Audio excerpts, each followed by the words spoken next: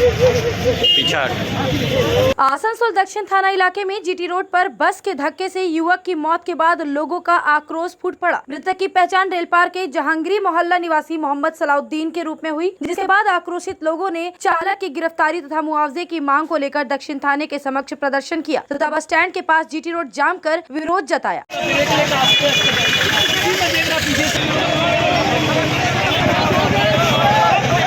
अरबाज हासिम ने बताया कि सोमवार सुबह आसनसोल के जीटी रोड के किनारे स्थित सेंट पैट्रिक स्कूल के सामने मोहम्मद सलाउद्दीन नामक एक हॉकर को एक मिनी बस ने टक्कर मार दी। इसके बाद मिनी बस वहां से फरार हो गया। आनन फानन में उसे आसनसोल जिला अस्पताल ले जाया गया, जहां चिकित्सकों ने सलाउद्दीन को मृत घोषित कर दिया। घटना की जानकारी पाकर आसनसोल दक्षिण थाने की पुलिस भी मौके पर पहुंच गई। इसके उपरांत मृतक के परिजन जहांगीरी मोहल्ला से दक्षिण थाने आ गए और मुआवजे की मांग करने लगे। हम लोग बस का जो एसोसिएशन है राजू अलवालिया और जो भी सेक्रेटरी वगैरह सबसे बात हुआ, मालिक को हम लोग चाहते हैं आए, सामने बैठ रहे ड्राइवर अरेस्ट हो।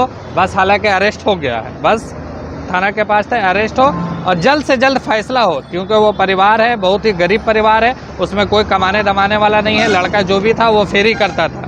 हम लोग का डिमांड यही है कि जल्द से जल्द ड्राइवर आए, उस लड़का का हर्जाना जो भी है, खर्चा पर्चा सब कुछ संभाले और जो भी डिमांड है उसका परिवार का, उसको पूरा करे। घटना की जानकारी देते हुए मृत सलाउद्दीन के साथी आसिफ अली ने बताया कि रोज की तरह आज सुबह 5 बजे के आसपास वह दोनों अपने काम पर जा रहे थे। वह दोनों फेरी करते हैं। जीटी रोड के किनारे सेंट पैट्रिक स्कूल के पास सलाउद्दीन ने किन्हीं कारणों से अपनी बाइक रोकी। आसिफ बाइक पर ही बैठे हुए थे कि इतने में तेज गति से आ रही एक मिनी बस ने सलाउद्दीन को टक्कर मार दी और बस मौके से भागने लगी। आसिफ ने बताया कि उसने बस का पीछा भी किया, लेकिन वह 2 बसों के बीच में आ गया, जिससे वह थोड़ी देर के लिए घबरा गया। आखिरकार वह बस आसनसोल बस स्टैंड में जाकर रुकी और ड्राइवर अन्य यात्रियों के साथ उतर गया। आसिफ ने बताया कि बस गौरांडी की थी, इसलिए वह चालक को पहचान नहीं पाया। बजे ठीक है ना, वहाँ पे 4:45 बजे पहुँचे। वहाँ पे उसको स्टिंजर लगा, गाड़ी वहाँ पे रोके हम लोग साइड पे, ठीक है ना। हम लोग जाना था काम पे 5 बजे, ठीक है। 5 ने 7 बजे निकलते हम लोग वहाँ से रूम में हम लोग चेड़ान में लिया हुआ माल उल पैक करके हम लोग रखा हुआ था। तो स्टिंजर करके रोकने गाड़ी रोकबे किए हम लोग, और स्टिंजर करके जा रहा था, यानी पार कर रहा था। पार कर रहा तो तेरे ब्रेकेट जो नहीं था वो वाला बहुत पिकअप में था भैया, मारा जो संगे संग खत्म। बस यही मार के उसका साथ में। तो हम गाड़ी में बैठे हुए थे, समझ, अपना गाड़ी में हम बैठे हुए थे। गाड़ी ले दे हम पहले उसका पीछू भागे, पीछू भागने के बाद रुकबे नहीं कर रहा। और 2 गाड़ी था, समझ लो 2 गाड़ी था, और दोनों मेरा बीच में दाबने की कोशिश कर रहा। तो फिर लास्ट टाइम उसको जाने दे दिए, हम जाने दे दिए, वो घुसा दिया बस स्टैंड। हम आगे से उसको देखे कि गाड़ी रोका है, आगे जाके उतना देर में पैसेंजर सब उतरने लगा। उतरने के बाद वो भी उतरी है। ड्राइवर को तो पहचान नहीं का, ड्राइवर तो यहाँ का है ना, गाड़ी तो गोरंडी का है, पहचान नहीं सके, वो भी पैसेंजर सब उतरी है। इसके उपरांत जब आसनसोल दक्षिण थाने में सलाउद्दीन के परिजन और उसके रिश्तेदार थाना प्रभारी से मिलने आए, तो थाना प्रभारी ने उनकी बातों को गौर से सुना और उचित कानूनी कार्रवाई का आश्वासन दिया। साथ ही उन्होंने कहा कि बहुत जल्द बस मालिक का भी पता लग जाएगा। कोयला तस्करी मामले में गिरफ्तार ईसीएल के पूर्व और वर्तमान महाप्रबंधक समेत 8 लोगों को सोमवार को आसनसोल सीबीआई की विशेष अदालत ने जमानत देने से इनकार कर दिया। दोनों पक्षों के वकीलों के सवाल जवाब के बाद जज राजेश चक्रवर्ती ने उन्हें 14 दिनों की और जेल में रखने का आदेश दिया। जज ने आदेश दिया कि इस मामले की अगली सुनवाई 16 अगस्त को होगी। इस दिन वकील आशीष मुखर्जी ने गिरफ्तार किए गए लोगों की ओर से 7 फाइलें जज को सौंपी। क्या है उस फाइल में? ईसीएल के गिरफ्तार अधिकारियों द्वारा उनके कार्यकाल यानी 2014 से 2022 के दौरान कोयले की चोरी के संबंध में पत्र दिए गए हैं। वकील आशीष मुखोपाध्याय, आशीष चंद्र कुमार, अमिताभ मुखर्जी और अन्य ने आरोपियों की जमानत का अनुरोध किया। उन्होंने कहा कि सीबीआई द्वारा 19 जुलाई को 41 लोगों के नाम के साथ जो पहला आरोप पत्र दाखिल किया गया था, उसमें इस मामले में 8 लोगों के नाम हैं। उनके खिलाफ आरोप तय किए गए, तो उन्हें जेल में रखने और उनसे दोबारा पूछताछ करने की क्या जरूरत है? और पिछले 14 दिनों की जेल हिरासत के दौरान केंद्रीय खुफिया एजेंसी यानी सीबीआई के जांच अधिकारियों ने उनसे केवल एक दिन चंद मिनटों तक ही पूछताछ की। सीबीआई की ओर से अधिवक्ता राकेश कुमार ने इन 8 लोगों की रिमांड की गुहार नहीं लगाई, लेकिन बंदियों की जमानत याचिका का विरोध किया। इस दिन भी सीबीआई ने मामले की जांच के लिए जेल हिरासत में बंदियों से पूछताछ करने का अनुरोध किया था। न्यायाधीश ने आज उस आवेदन को भी मंजूर कर लिया। बता दें कि 13 जुलाई को इस कोयला तस्करी मामले में सीबीआई ने जिन 7 लोगों को पहली बार गिरफ्तार किया था, वे ईसीएल के पूर्व महाप्रबंधक अभिजीत मलिक, सुशांत बंदोपाध्याय, तन्मय दास, वर्तमान महाप्रबंधक SC मैत्रा और मुकेश कुमार है। इनके अलावा 2 सुरक्षा अधिकारी देवाशीष मुखर्जी और रिंकू बेहरा हैं। बाद में सुभाष मुखर्जी को भी गिरफ्तार कर लिया गया। सीबीआई के वकील ने आज अदालत से कहा कि ईसीएल के ये अधिकारी कोयला तस्करी मामले के एक आरोपी अनूप माझी उर्फ लाला से सीधे जुड़े हैं। उनके बीच भारी मात्रा में धन का भी व्यापार होता था। यदि उन्हें जमानत दी जाती है तो वे फरार हो सकते हैं या फिर सबूतों को प्रभावित करने का प्रयास कर सकते हैं। हालांकि गिरफ्तार 8 के वकील सीबीआई की इस मांग को स्वीकार नहीं करना चाहते थे। आज कोर्ट में जवाब देते हुए वकील आशीष मुखर्जी और आशीष कुमार ने सीबीआई की जांच प्रक्रिया पर भी सवाल उठाया। उन्होंने कहा कि प्राथमिकी में नामजद कई लोगों से अभी पूछताछ नहीं हुई है। ईसीएल के लीज होल्डर एरिया से कोयला चोरी उस क्षेत्र के लिए जिम्मेदार केंद्रीय बल यानी सीआईएसएफ है, लेकिन उनमें से किसी को भी नहीं बुलाया गया। हाईकोर्ट ने अवैध कोयला चोरी पर एक रीट याचिका में टास्क फोर्स के गठन का आदेश दिया, जिनके मुखिया मेजर राजापाल थे। वकीलों की जिरह के बाद अंत में जज राजेश चक्रवर्ती ने 8 लोगों की जमानत अर्जी खारिज कर दी और उन्हें 14 दिनों के लिए और जेल रिमांड पर भेज दिया। আদালত সবকিছু শুনেছিলেন, আমাদেরকে বলবার সুযোগ দিয়েছিলেন, কিন্তু আলটিমেটলি প্রেয়ারটা অ্যালাউ করেননি, বেল রিজেক্ট করেছেন। 16 তারিখে আবার শুনানির দিন দিয়েছেন। পিপি যেটা দাবি করেছেন যে ওনাদেরকে যদি বেল দেওয়া হয় তাহলে পিপি দাবি করেছেন ওনাদিকে যদি বেল দেওয়া হয় ওনারা নাকি এভিডেন্স টেম্পার করতে পারেন এবং ওনাদিকে ফার্দার ইন্টারোগেশনের দরকার আছে।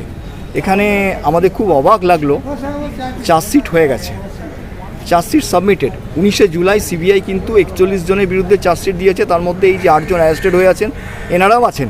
কিন্তু তা সত্ত্বেও কী করে এনাদিকে ফার্দার ইন্টারোগেশন করা যাবে, অন হোয়াট বেসিস, এবং চার্জশিট হয়ে যাওয়ার পর এনারা কী ডকুমেন্ট টেম্পার করতে পারেন, এটা তো মাথায় ঢুকলো না। বিশেষ করে 2 জন জেনারেল ম্যানেজার আছেন যারা 2020 সালে রিটায়ার করে গেছেন, তারা সার্ভিসেও নেই। কাজে তারা যে ডিপার্টমেন্টেও কোনো ডকুমেন্ট টেম্পার করতে পারেন এরকম কোনো সম্ভাবনা নেই। জানি না মহামান্য আদালত হয়তো কিছু বুঝেছেন যে কারণে আমাদের প্রেয়ারটাকে রিজেক্ট করেছেন।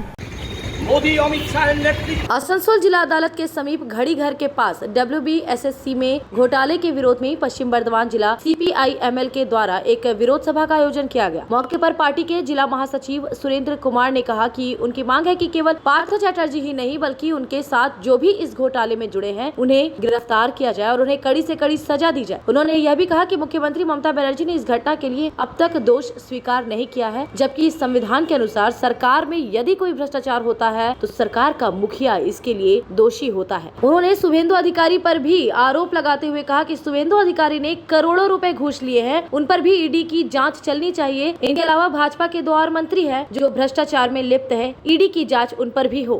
চাই যে শুধু পার্থ না, এর সঙ্গে জড়িত যারা আছে তাকে শাস্তি দিতে হবে এবং মুখ্যমন্ত্রী মমতা ব্যানার্জি এই দায়টাকে অস্বীকার করতে পারেন না। ফলে মুখ্যমন্ত্রী মমতা ব্যানার্জিকেও দায় স্বীকার করতে হবে। সাথে সাথে আমরা বলছি যে ঘোলা জলে মাছ ধরার চেষ্টা করছে বিজেপি সরকার। এই বিজেপির যে বিরোধী দলের নেতা শুভেন্দু অধিকারী, তাকে দেখা গেছে বিগত দিনে টিভির পর্দার সামনে কোটি কোটি টাকা দুর্নীতি ঘুষ নিতে। তার বিরুদ্ধে এটি তদন্ত হোক, বা বিজেপি সরকারের যে মন্ত্রীরা আছেন সেই মন্ত্রীদের বিরুদ্ধে কেন এটি তদন্ত করছে না, আমরা এরও দাবি জানাচ্ছি।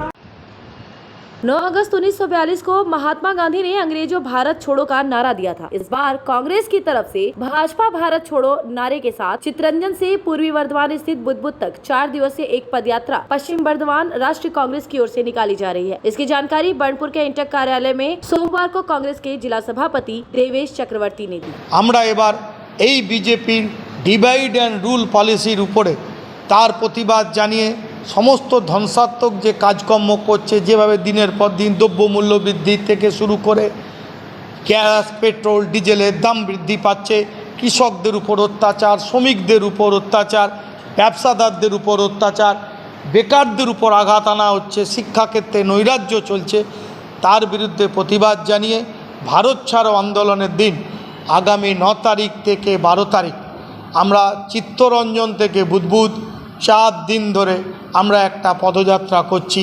যে পদযাত্রার নাম আমরা দিয়েছি ভারত জোড়ো পদযাত্রা। सोमवार को आसनसोल डीआरएम परमानंद शर्मा को Asansol north handicap welfare association के द्वारा एक ज्ञापन सौंपा गया, जिसमें दिव्यांगों को रेलवे के द्वारा रियायत टिकट और उनके एनजीओ को रेलवे के साइकिल स्टैंड का टेंडर देने की मांग की गई है। संस्था के महासचिव मोहम्मद हलीम खान ने कहा कि वह पिछले महीने भारत सरकार के रेल मंत्री से मिले थे। वहां उन्होंने मंत्री से कहा था कि रेलवे के द्वारा दिव्यांगों को कोई सुविधा नहीं मिल रही है।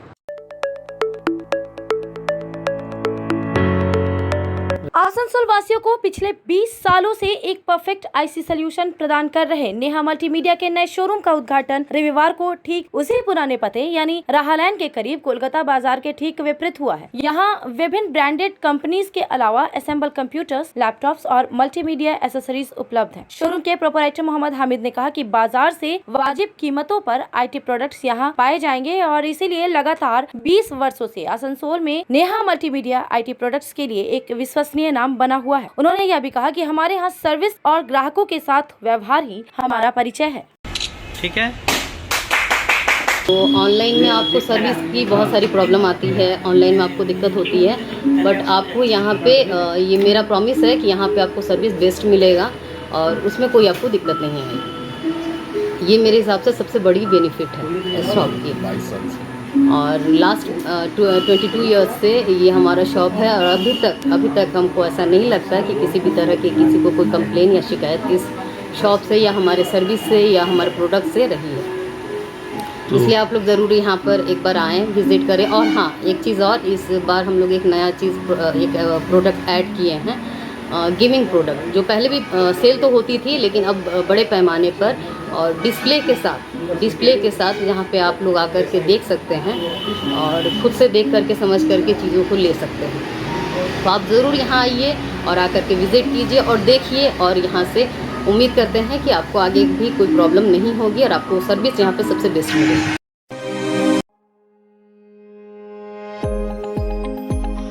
अगर आप एक जैसा खाना खाकर बोर हो चुके हो और आपको वैरायटी ऑफ फूड चाहिए तो फिर आज ही आएं दी पेपरी। यहाँ आपको इंडियन, चाइनीज में हर तरह के डिशेस का टेस्ट मिलेगा। If you are a foodie and want to spend some time with your friends and family, then welcome to the Pepri.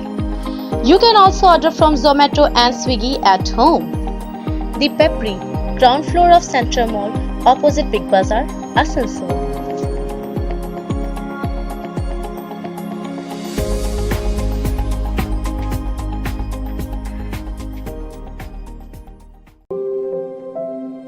यार एक बात पूछूं? हाँ बोलो, इसमें पूछने वाली क्या बात है? तुम्हारे घर के फर्नीचर बहुत आकर्षक लगता है बहुत महंगा है।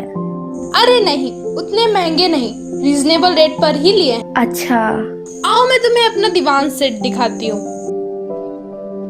डिजाइन तो बहुत एट्रैक्टिव है, लगता है क्वालिटी में दम नहीं होगा। कौन कहता है? ये फर्नीचर वर्ल्ड क्लास है, प्योर सागवान के, क्वालिटीदार और टिकाऊ भी। क्या सच में? हाँ, तुम्हें भी फर्नीचर लेना हो तो फर्नीचर वर्ल्ड एक बार जरूर जाना। वहाँ फर्नीचर के एक से बढ़कर एक कलेक्शन, वो भी तुम्हारे बजट में। साथ ही वहाँ फाइनेंस फैसिलिटी भी उपलब्ध है। सच में? तब आज ही अपना हबी को कहूँगी फर्नीचर वर्ल्ड चढ़े।